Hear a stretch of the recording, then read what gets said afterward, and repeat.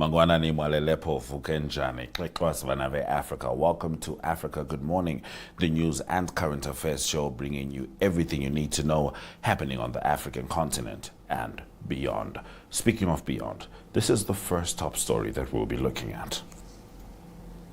U.S.-Israel launch offensive on Iran. And these are the stories from broader Africa. Epstein files reveal African power links Ivory Coast security proposal. Ghana reports 55 nationals killed in Ukraine war as 2 are detained. Kenyan man charged over recruitment to Russia conflict. Oil surges 10% as Iran conflict threatens Strait of Hormuz supply route. And Dangote Cement signs $1 billion Sinoma deal to expand across 7 African countries. We'll also be joined by Mr. Mike Sichula, who is in Lusaka, Zambia, to deliver the Zambia report. DSTV285 GOTV 285 Network Media Hub and NTVAFRIKA.MY.NA, as well as NTV Africa on YouTube, is where you can watch Africa Good Morning. Keeping in mind, with NTV Africa, that Africa is spelt with a K. It's been a wonderful weekend. Welcome back to the show. Welcome to the new month. Let's get into it after the break.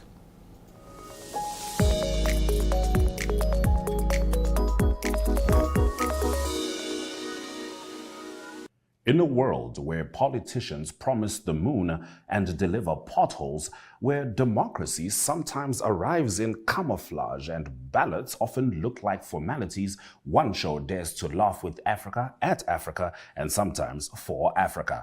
This is Second Take, your weekly dose of political satire with an African soul and a global edge.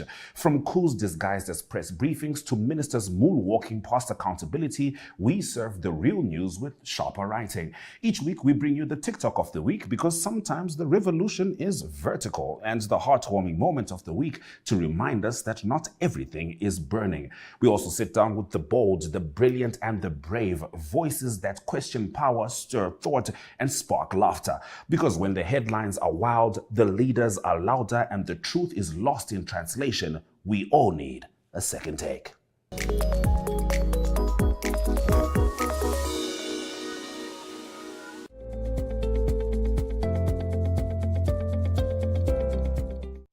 Every weekday evening for the Evening Review as we unpack the issues shaping Namibia. From politics and economics to culture and community life, our team delivers sharp analysis, expert insights, and conversations with Namibians across society. It's not just the headlines, it's the full picture. Stay informed and engaged with the Evening Review.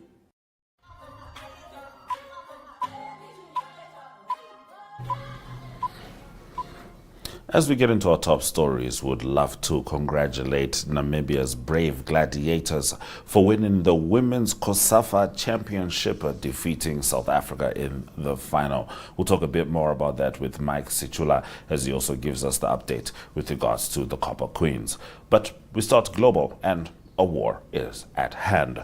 A massive joint United States and Israel operation on Iran, codenamed Operation Epic Fury, unleashed widespread airstrikes across Tehran, Isfahan, Qom, Karaj, and other major cities, striking military facilities and security infrastructure while triggering one of the deadliest escalations in decades. Iranian authorities say the Shajare Tayyebe Girls Elementary School in Minab, southern Iran, was struck during the campaign, killing at least 148 children, mostly schoolgirls attending class, when the attack hit a building adjacent to an RGC site, and injuring dozens more as rescue crews scoured rubble for survivors. Iran confirmed that Supreme Leader Ayatollah Ali Khamenei was killed along with members of his family and numerous senior officials in the opening strikes, a blow that has dramatically shaken the regime's command structure, amid reports that his son and a temporary ruling council are stepping into leadership roles. Iran responded with waves of missile and drone strikes targeting U.S. bases across the Gulf, including in Bahrain, Kuwait, and Qatar, and against Israeli positions, claiming they will continue until their adversaries are decisively defeated. The strikes prompted airspace closures, global condemnation, and fears of a wider regional war. Now, we move on to the next story, which some might say is related to the previous story if you pay attention to what has conveniently left the news cycle due to the war. More than 3 million items from the Epstein files released by the United States Department of Justice uncovered connections, this time between Epstein and prominent African leaders, but inclusion in the files does not necessarily indicate illegal activity. The documents show ties involving former South African President Jacob Zuma, Senegalese politician Karim Wade, and the late Zimbabwean President Robert Mugabe. In Ivory Coast, Epstein appears linked to a relative of President Alassane Ouattara, possibly facilitating a connection that allowed former Israeli Prime Minister Ehud Barak to propose a security and surveillance plan to Ouattara after he visited Jerusalem in mid-2012 and met Barak and Benjamin Netanyahu. Ouattara's son and niece met Epstein in New York, and Barak's proposal, reported by Israeli and investigative outlets, included border security, army training, and surveillance systems. Though the plan's final implementation remains unclear, a 2014 Defense and Internal Security Agreement was later signed between Israel and Ivory Coast. The Epstein files also detailed his involvement in discussions related to Nigeria and other African nations, underscoring the breadth of his influence prior to his 2019 death. Now, Ghana's Foreign Minister Samuel Okudzeto Abalkwa said at least 55 Ghanaian citizens have been killed in the war in Ukraine, with 2 currently held as prisoners of war, citing information from Ukrainian authorities that about 272 Ghanaians have been drawn into the conflict since 2022. Describing the figures as depressing and frightening, Ablakwa stressed these youths are lives and hopes of families, urging that Ghana cannot ignore the issue. While he did not specify on which side the Ghanaians fought, Ukraine's foreign minister noted over 1,700 individuals from 36 African countries have been recruited to fight for Russia. Ablakwa urged Ukrainian President Volodymyr Zelensky to release the 2 detainees, saying they were victims of manipulation and trafficking, and said the individuals were reportedly in good health and had not suffered inhumane treatment. South Africa confirmed 2 of its nationals killed and others repatriated, while Russia's embassy in Kenya denied directing recruitment but noted foreign enlistment is legally permitted. So we then immediately swing over to Kenya, because Kenya authorities have charged Festus Arasa Omwamba, head of Global Faces Human Resources, accusing him of exploiting job opportunities to lure 22 Kenyans into traveling to Russia only to be deployed in the war in Ukraine. Prosecutors stated the victims were destined for exploitation through deception. Many were rescued last September from an Ati River complex before departure, while 3 others returned injured after frontline combat roles. Omwamba, 33, pleaded not guilty. Kenya's National Intelligence Service reported that around 1,000 Kenyans have been recruited to fight for Russia in the 4-year conflict, with Parliament leader Kimani Ichung'wah warning of a disturbing network allegedly involving rogue state officials and human trafficking syndicates. Recruits signed contracts committing substantial fees for visas and logistics. The Russian embassy in Nairobi denied encouraging recruitment, but said Russian law does allow legal foreign enlistment. Ukraine has warned that foreign fighters for Russia will be treated as enemy combatants unless they surrender. Those have been our top stories on Africa. Good morning. Certainly not much brightness to look towards with the world currently being ravaged by war. We certainly hope that there can be peace, and not just in Iran, not just in Ukraine and Russia, as well as in Sudan, as well as in DRC and Somalia. Africa Good Morning is still with you. After the break, Mike Sichula joins us from Zambia to deliver the top stories from there. But first, let's have a look at the weather.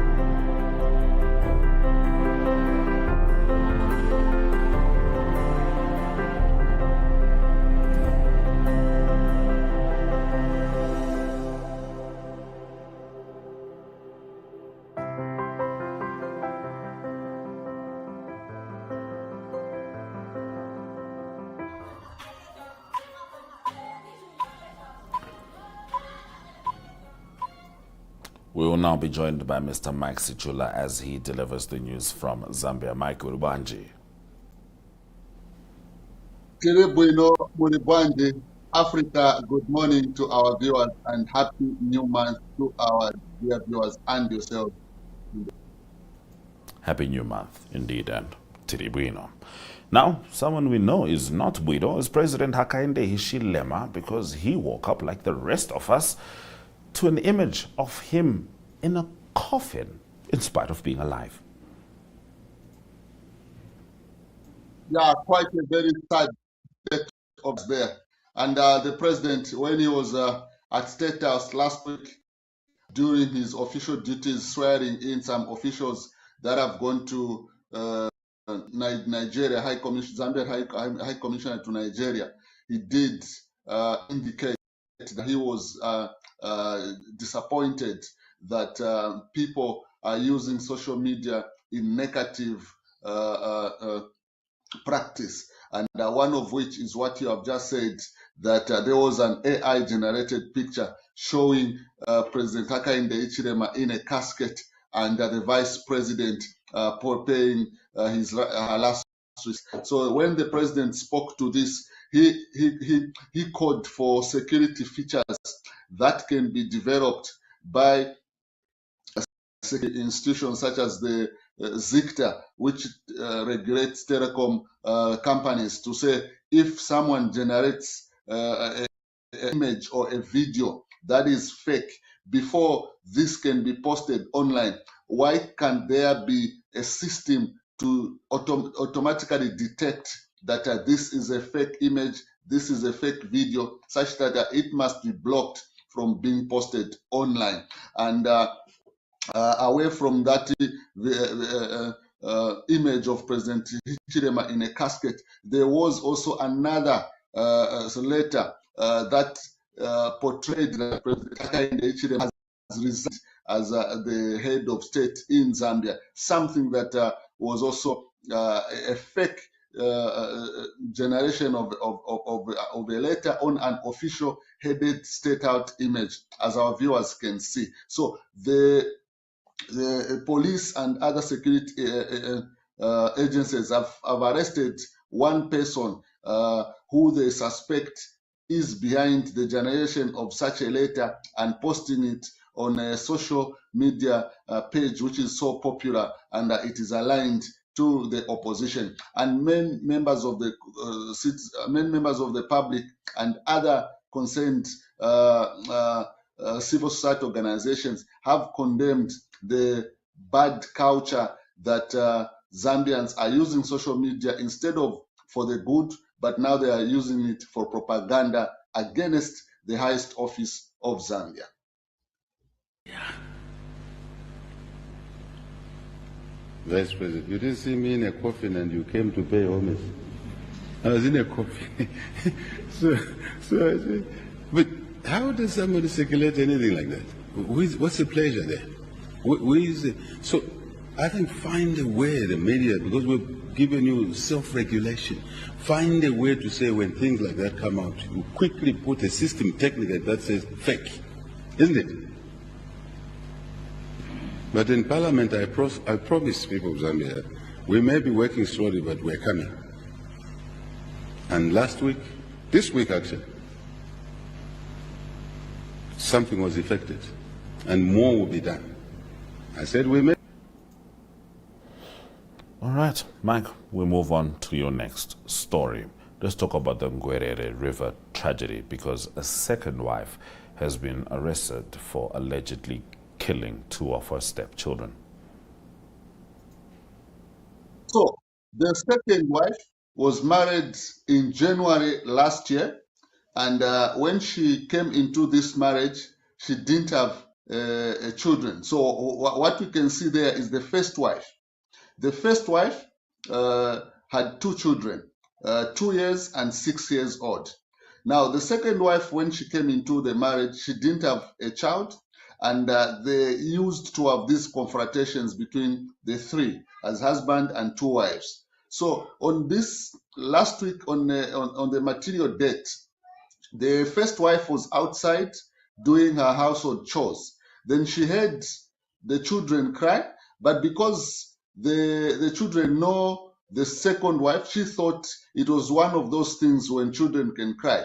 But the cries diminished. Then when she said, okay, let me check what is going on, she discovered that the children were not there and they were crying afar off. So she decided to pursue the crying voices afar off. And she pursued, she discovered that the second wife was running towards the Ngwerere River with her two children. She tried by all means to catch up, but she didn't manage. When she reached the Ngwerere River, as you can see there, she met a fisherman who said, this woman that you have been pursuing has thrown two children in the Ngwerere River.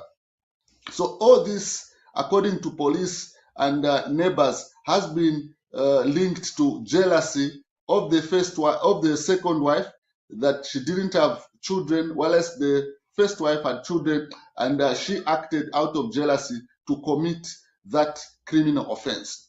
So as we speak today, divers from the Zambia police, the Zambia army, and the Chongwe Municipal Council have managed to retrieve one body of the two, and they are searching for the other body.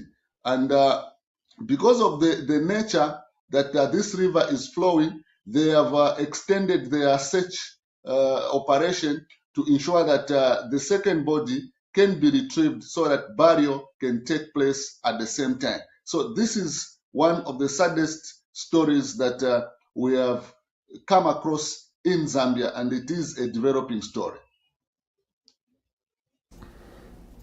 A truly horrific story, Mike. Moving on to your next story, Dalitso Lungu is challenging the High Court order with regards to his asset forfeiture.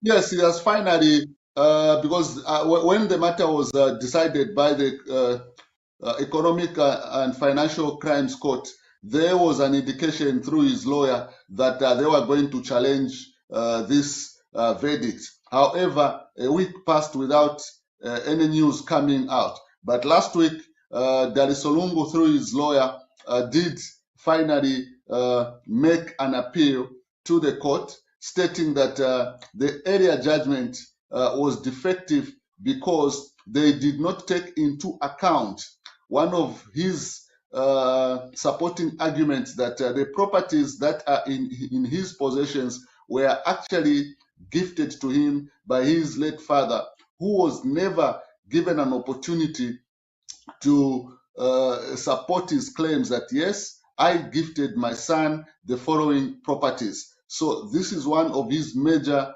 arguments that the lawyer has filed before the court. And they are hoping that this appeal can be attended to as soon as possible, considering the mental and emotional torture that the forfeiture of his properties, which he thought he could be using as a source of income, considering that his father was no longer in office and is now deceased, they can sustain their life. So it is this matter that has come up, and they are probably hoping for the best outcome possible.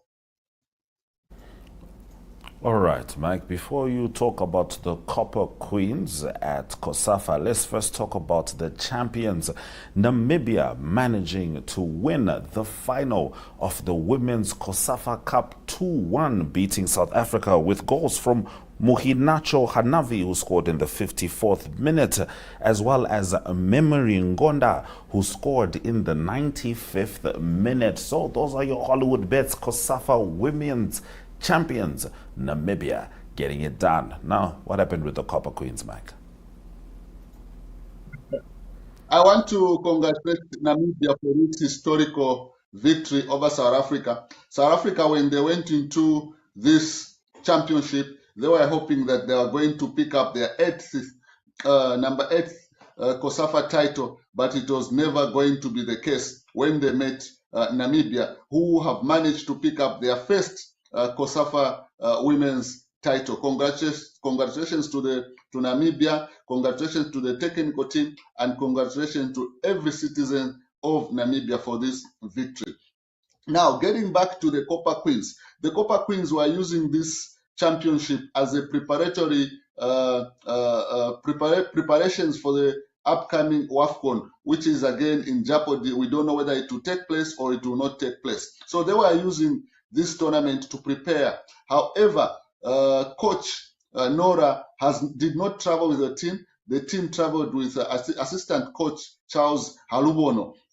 And when Zambia lost in the semifinals to eventual winners Namibia, a lot of soccer fans complained, saying that this team is not ready for the biggest stage at WAFCON. And they were saying, I think this Football Association of Zambia is not doing the right thing, because there's no way we can fail to defend the COSAFA title and expect to win gold at the WAFCON. So there was a lot of talks and a lot of unhappiness amongst many soccer fans. But when you look at the way Zambia lost to Namibia, you could see that Namibia was more determined and more focused, and they really wanted to win this match because Zambia in the past has dominated in many areas over Namibia, but during the semifinals, it was not something that